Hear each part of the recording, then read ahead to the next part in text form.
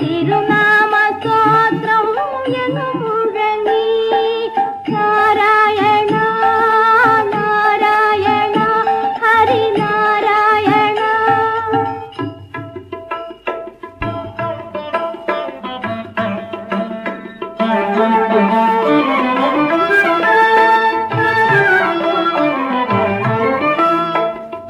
നാനാവിധമായ നൈവേദ്യങ്ങൾ നന്നായി നിവേദിച്ചു പൂജ ചെയ്തു.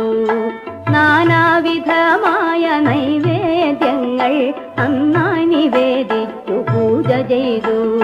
ശ്രീനാഥദേവൻ വരപ്രസാദം ശ്രീനാഥ